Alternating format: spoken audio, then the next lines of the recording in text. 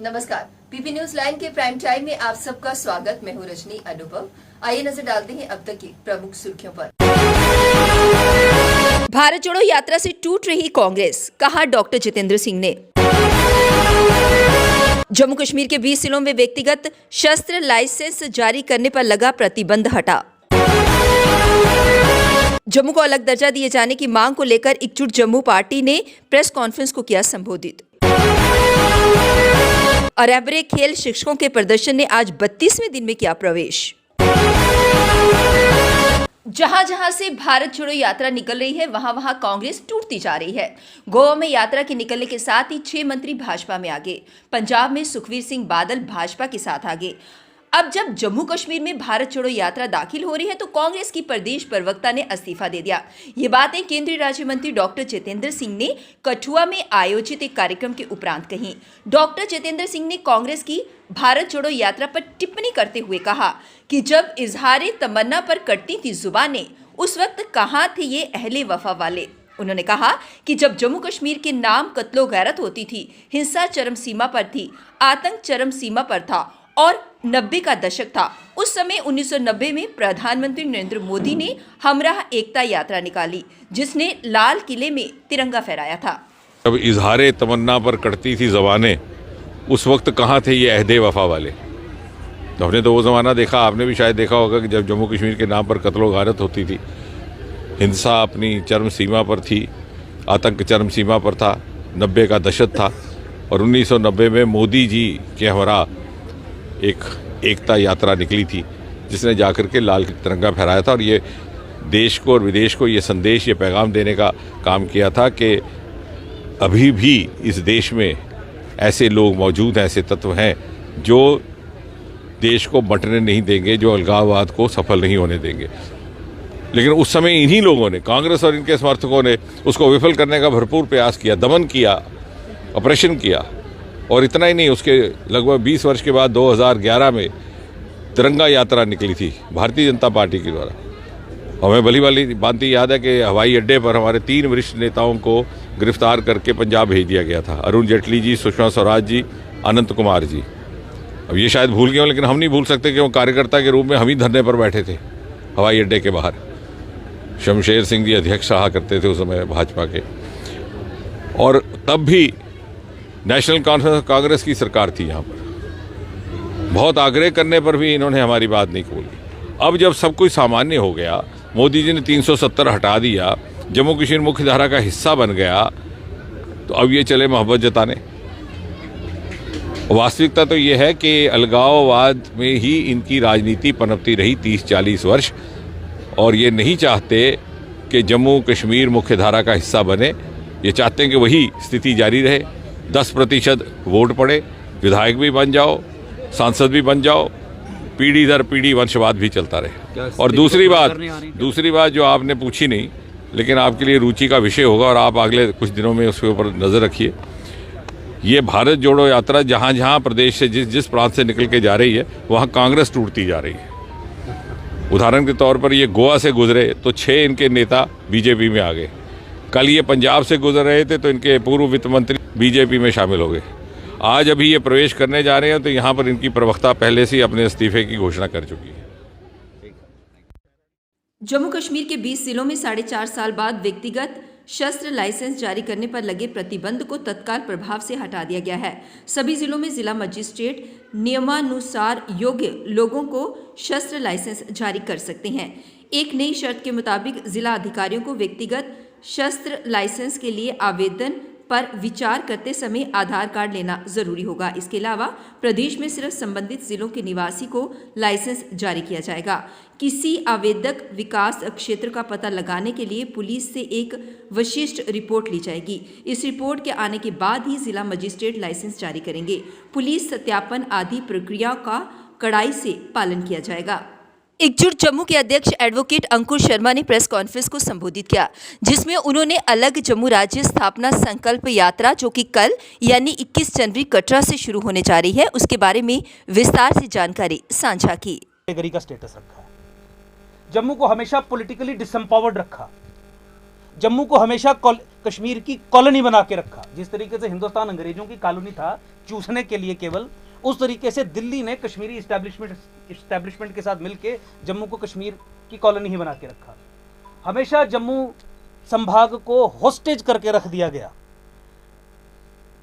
इस कॉन्ट्रैक्ट को, जो दिल्ली और कश्मीर के बीच में जो ये ठेका है, ये जो कॉन्ट्रैक्ट है, इसी चुनौती देने का काम पहली बार एकजुट जम्मू ने पार्टी किया और इसी संबंध में अब हम एक पॉलिटिकल मूवमेंट को ग्राउंड पे लेके जा रहे हैं। बहुत सारे लोग ये कहते हैं कि नहीं, जम्मू और कश्मीर इकट्ठे रहने चाहिए, उससे पाकिस्तान का उद्देश्य पूरा हो जाएगा अगर ये जम्मू कश्मीर से अलग हो जाएगा। मैं उन सब लोगों से ये निवेदन करना चाहता हूँ कि आप समझिए, ये प्रोपोजिशंस, ये आइडियोलॉजिकल फ्रेमवर्क्स, ये पॉलिसी फ्रेमवर्क्स दुश्मन जिहादी पैन इस्लामिस्ट पाकिस्तान ISI की ताकतों ने ही हमारे स्टेट अपरेटस में इंस्टॉल किए हैं और उन्हीं के द्वारा इंस्टॉल किए लोग इन नैरेटिव्स को पेडल करते हैं।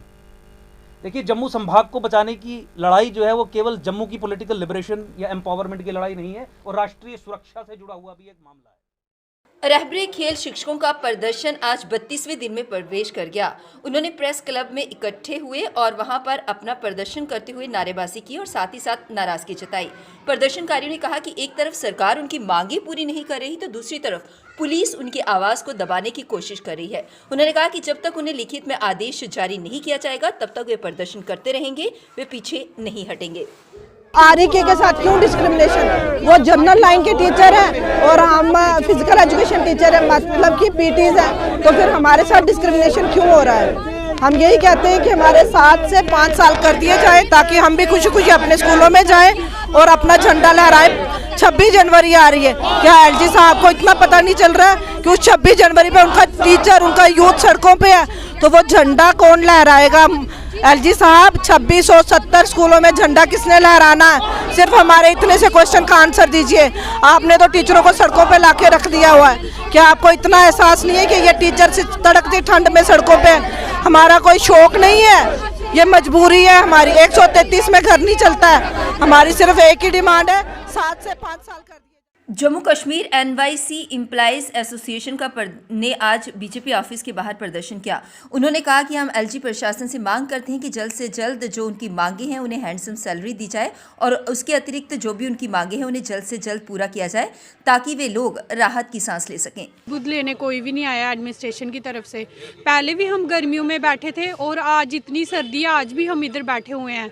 तो ऐसे ये बड़ी बड़ी बातें करते हैं कि बेटी पढ़ाओ बेटी बचाओ, तो इधर आके देखो कि बेटियां कैसे रोड पे बैठी हुई हैं।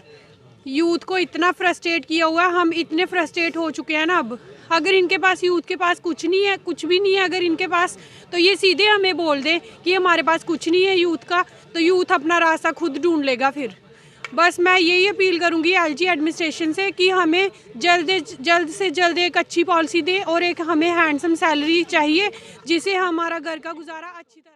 केंद्र शासित प्रदेश जम्मू कश्मीर के उपराज्यपाल मनोज सिन्हा ने कहा कि जम्मू कश्मीर में रसूखदारों ने पद का दुरुपयोग और कानून का उल्लंघन कर सरकारी जमीन पर कब्जा कर रखा है। ऐसे लोगों के खिलाफ ही अतिक्रमण हटाओ अभियान है। उन्होंने एक बार फिर दोहराया कि हाईकोर्ट के निर्देश पर सरकारी जमीनों से कब्जा हटाने के लिए चल रहे अभियान में आम जनता व गरीब को प्रशासन नहीं छुएगा, उनके हित सुरक्षित रहेंगे, उनका पूरा ख्याल रखा जाएगा। LG मनोज सिन्हा ने कहा कि जम्मू कश्मीर में विधानसभा चुनाव पर उन्होंने कहा कि चुनाव आयोग ने पहले ही इस मुद्दे पर स्पष्ट बयान दे दिया है।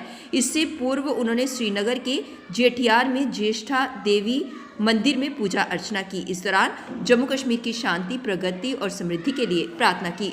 उपराज्यपाल ने श्रद्धालुओं के लिए सुविधा में वृद्धि की मांगों का भी जायजा लिया। माननीय उच्च न्यायालय ने बार बार यह आदेश किया है कि सरकारी जमीनों पर जिन लोगों ने कब्जा किया है उसको हटाया जाना चाहिए। एक बात मैंने पहले भी स्पष्ट की, आज भी कह रहा हूँ कि वे रसूखदार लोग जिन लोगों ने अपने पदों का दुरुपयोग करके, कानून का उल्लंघन करके सरकारी जमीनों पर कब्जा किया, उनके अलावा कॉमन मैन और गरीब आदमी को प्रशासन नहीं छुएगा। प्रशासन पूरी मानवीय संवेदना के साथ गरीबों का हक सुरक्षित रहे, इसकी चिंता करें। इलेक्शंस का कुछ है अभी प्रोसेस? अभी इलेक्शन कमीशन का बयान आपने पढ़ा कमिश्नर साहब का, वो पर्याप्त है। अब वक्त हो चला एक ब्रेक का, मिलते हैं ब्रेक के बाद। रंगीन खबरों की परत दर परत होता है तबसरा, दूसरा बयां करता है खबर के पीछे की कहानी। तीर पंचाल से सब कुछ दिखता है।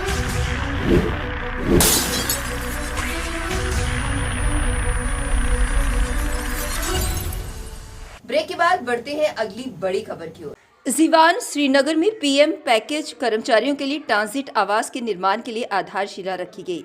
इस मौके पर उपराज्यपाल मनोज सिन्हा मुख्य तौर पर मौजूद रहे, जिन्होंने इस आधारशिला को रखा। 113 कनाल भूमि पर बन रही हाउसिंग कॉलोनी में 936 फ्लैट सहित 39 ब्लॉक होंगे। उपराज्यपाल ने इस पर खुशी जताई और कहा कि परियोजना को समय पर पूरा करने के लिए R&B विभाग को निर्देशित किया गया है। उपराज्यपाल मनोज सिन्हा ने कहा कि कश्मीरी पंडित कर्मचारियों की समस्याओं को हल करने का प्रयास किया जा रहा है। जम्मू संभाग के जिला राजौरी के नौशहरा सेक्टर में नियंत्रण रेखा से सटे एक गांव में सेना की वर्दी में संदिग्ध बंदूकधारी देखे जाने का मामला सामने आया है। सूचना मिलते ही पुलिस और सुरक्षा बल मौके पर पहुंची इलाके को घेर तलाशी अभियान चलाया जा रहा है। संबंधित इलाके से जुड़े कई संपर्क मार्ग पर नाका लगाकर जांच की जा रही है। जानकारी के अनुसार बुधवार की रात को करीब 9:30 बजे को नियंत्रण रेखा से सटे गाँव मंगलदेई में एक व्यक्ति ने घर के आंगन से 3 बंदूकधारी लोगों को सेना की वर्दी में घूमते हुए देखा। उसने तत्काल सेना के एक अधिकारी से संपर्क कर इसकी सूचना की। इसके बाद सेना और पुलिस की टीम मौके पर पहुंची। इलाके में सर्च ऑपरेशन चलाया जा रहा है। श्रीनगर में संभागीय आयुक्त कश्मीर पांडुरंग के पोले ने G20 शिखर सम्मेलन की तैयारियों का जायजा लिया। उन्होंने पार्कों सहित श्रीनगर में सरकारी भवन, वाणिज्यिक संरचनाएं और निर्माणाधीन स्थलों के साथ साथ प्रमुख सड़कों और प्रमुख स्थलों का व्यापक दौरा किया। मंडलायुक्त ने श्रीनगर हवाई अड्डे पर अधिकारियों की एक बैठक आयोजित की। इस दौरान उन्होंने श्रीनगर में G20 शिखर सम्मेलन की मेजबानी के महत्व पर प्रकाश डाला और फुटपाथों, मध्य मार्गों, यातायात सड़क की साज सज्जा के माध्यम से सड़कों के अग्रभाग को बढ़ाने के लिए निर्देश जारी किए। लैंडस्केप सुधार, सड़क के किनारे BMD की स्थापना, होर्डिंग लगाने के अलावा लकड़ी के खंभे, जंग लंगे प्लांट गार्ड, लटकते केबल तार और अनावश्यक सड़क डिवाइडर और मलबे को हटाने को कहा। जम्मू कश्मीर के मौसम का उतार चढ़ाव जारी है। शुक्रवार सुबह से ही प्रदेश के कई इलाकों में बारिश और बर्फबारी का सिलसिला जारी है। बारिश के कारण भूस्खलन होने से जम्मू श्रीनगर राष्ट्रीय राजमार्ग वाहनों के लिए ठप हो गया है। रामबन जिले के बनिहाल इलाकों में कई जगह पर पहाड़ों से लगातार पत्थर गिरे हैं। इसको देखते हुए प्रशासन और यातायात पुलिस ने आवाजाही बंद कर दी है। जम्मू, कठुआ, उधमपुर और रामबन जिले में सुबह से ही बारिश हो रही है। इससे जनजीवन प्रभावित हो गया। मौसम विज्ञान केंद्र श्रीनगर के अनुसार 23 जनवरी तक प्रदेश में बारिश और बर्फबारी के आसार हैं। इसमें 23 जनवरी को कुछ हिस्सों में भारी बारिश और बर्फबारी की चेतावनी जारी की गई है। वीरवार को जम्मू समेत कई जिलों में मौसम साफ रहा। हालांकि कई हिस्सों में बादल भी छाए रहे, जिससे दिन में धूप का एहसास तो रहा, लेकिन रात में ठिठुरन भी बढ़ गई। टाइम के आज के इस अंक में बस इतना ही। मुझे और मेरी पूरी टीम को दीजिए इजाजत और आप देखते रहिए PP न्यूज़ लाइव। नमस्कार। जम्मू में आई टेस्टिंग की साइंटिफिक और मॉडर्न टेक्नोलॉजी के लिए हमेशा याद रखें जेम ऑप्टिशियंस, जहां पर रखा जाता है आपकी हर जरूरत का ख्याल। Gem opticians with the facility of eye exercise, A scan, biometry, pachymetry और ऑटोमेटेड फील्ड एनालाइजर। और हाँ, हमारे यहाँ बढ़िया क्वालिटी के ब्रांडेड स्पेक्टिकल्स, सनग्लासेस और कॉन्टेक्ट लेंसेज मिलते हैं। आपका भरोसेमंद एक ही नाम, Gem opticians, Gandhinagar. Gem opticians, Nai Basti. Gem opticians, Amphalla. Gem opticians, Trikuta नगर।